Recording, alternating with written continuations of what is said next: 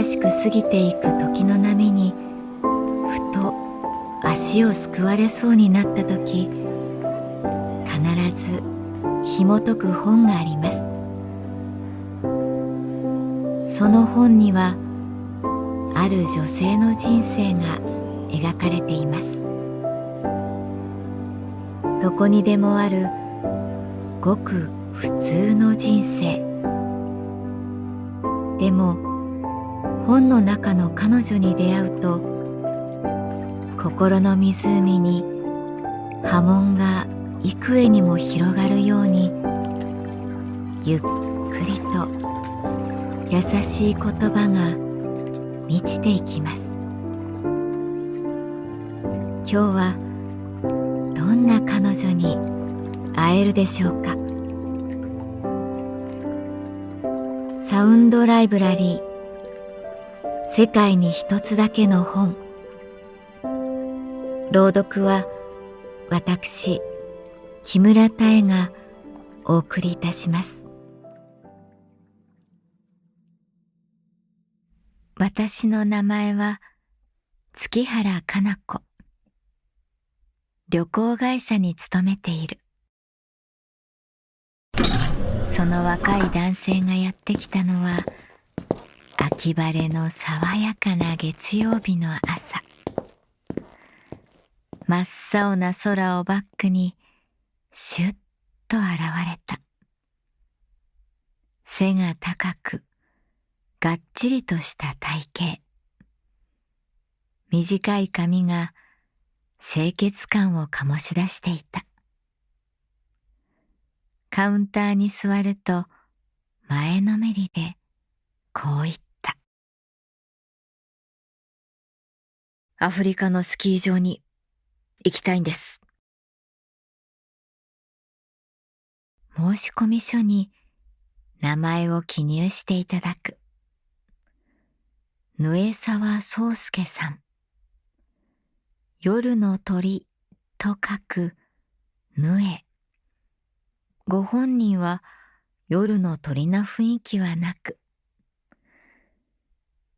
南アフリカのレソト王国に行きたいんです。ここアフリカでは珍しくスキー場があるんですよね。レソト。恥ずかしながら知らなかった。正直にそう言うと、ああ、いえ、僕もつい最近知ったんです。彼女が行きたいって言ったので。急にうつむいて顔を上げない。レソト王国。ぐるっと四方を南アフリカ共和国に囲まれている小さな国。国土のほとんどが標高1500メートル以上。別名アフリカのスイス、あるいは天空の王国。南半球なので7月や8月には雪が降る。一緒に行くのは村橋薫子です。一応婚約者というか、いや、まだプロポーズをしていないので、違うか。で、レソトのスキー場の一番てっぺんでプロポーズをしようと、思いまして。そうですか。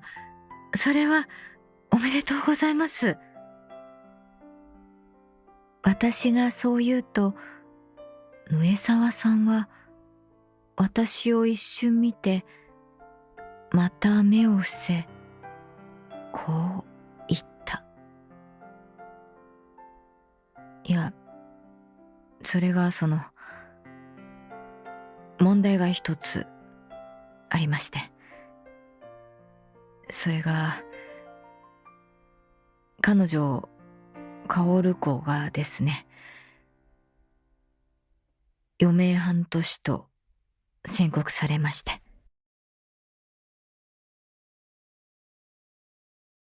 我が神保町支店のすべての音が消えたように感じる。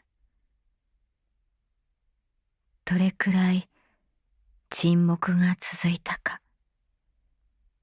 すごく長いように思ったが、おそらく1分ほど。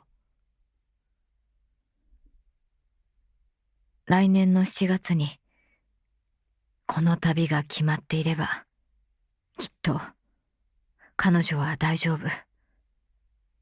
そんな気がして。月原さん、この旅は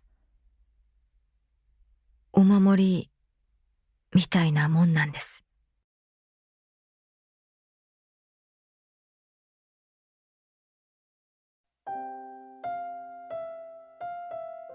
そのお客様、上沢さんは話してくれた。僕と薫子は大学が同じで、スキー部で知り合いました。結構ガチな体育会系な部で、秋や冬はもちろん、春や夏もめちゃめちゃハードな合宿があって、冬より夏の方がきつかったかな。長野の雪のないゲレンデでひたすら山を登り、階段を登り、マウンテンバイクで体幹を鍛え、芝の上を滑ったり、今思い出してもうなされるほど厳しく。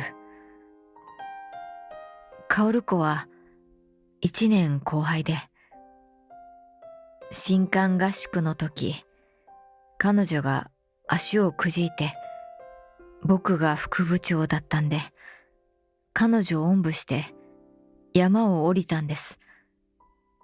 もともと薫子にはいい印象なくて、幼稚園からずっとエスカレーターで大学まで来た、いわゆるお嬢様って感じで、僕は大学から入った地方出身者で、彼女は色も白いし、細いし、ああ、きっとすぐに退部するなって思ってて。おんぶすると、まあ、意外に重いっていうか、筋肉質で。ごめんなさい。私、気痩せするタイプで。っていう言い方が、なんか可愛くて。山を降り切った時には、僕、恋に落ちてました。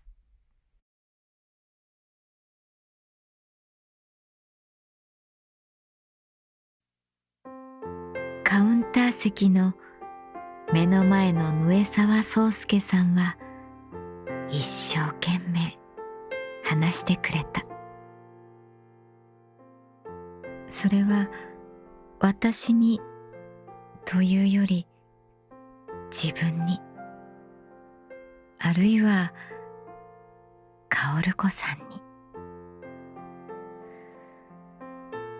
大学時代から付き合い、僕が商社に就職して海外を転々として、彼女は食品関係の会社に勤め、遠距離を乗り越え、ようやく僕が本社勤務になり、ご両親に挨拶ができると思った矢先、病気が発覚して、見かけはふわっとしてるんですが、彼女はめちゃめちゃ根性あって、仕事も人一倍頑張って、きっと無理したんだろうな。精密検査した時にはかなり病気が進行していて、気丈に告知も受け止めて、もう別れようって、私といても未来ないからってそう言うんです。微笑みながら、私後悔してないから大丈夫って、十分だってそう言うんです。そんなわけないです。まだ30歳です。これからじゃないですか。でもきっと僕を気遣って。で、決めたんです。一生彼女と一緒にいようって。ある時ぽつりと言ったんです。そういえば一個だけすっごく行きたかったスキー場があるって。それがレソトのアフリスキー場だって。じゃあ行こうって言うと、無理無理。日本からレソトまで飛行機で40時間。しかも空港からスキー場まで凸凹道を車で5時間。私、無理だよって。ヌエサワさんは淡々と話を続ける。月原さん。で、僕、言ったんです。薫子、お前をおんぶしてでも連れて行くからって。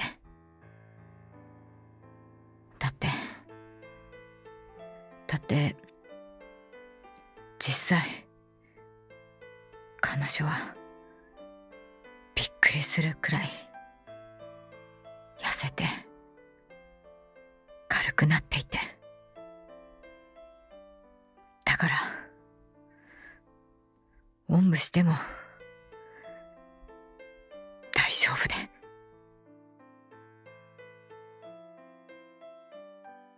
そこでヌエサワさんは目に涙を浮かべた。必死に耐えたけれど、カウンターの上にポタポタ涙が落ちた。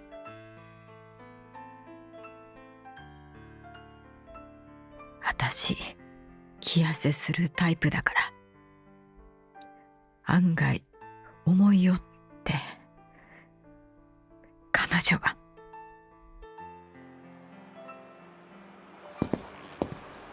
2人分の航空券とホテルの予約をして、ヌエサワさんは帰っていった。その後ろ姿は颯爽としていて、前を向いていた。私は彼の背中に祈った。どうか神様、彼が天空の王国でプロポーズできますように。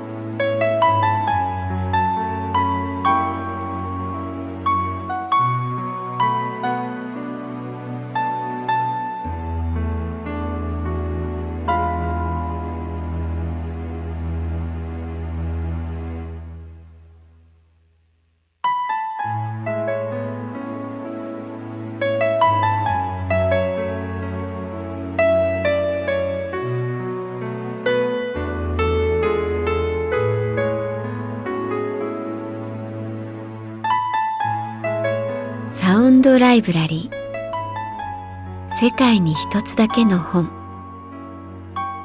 作北坂雅人、演出広島聡。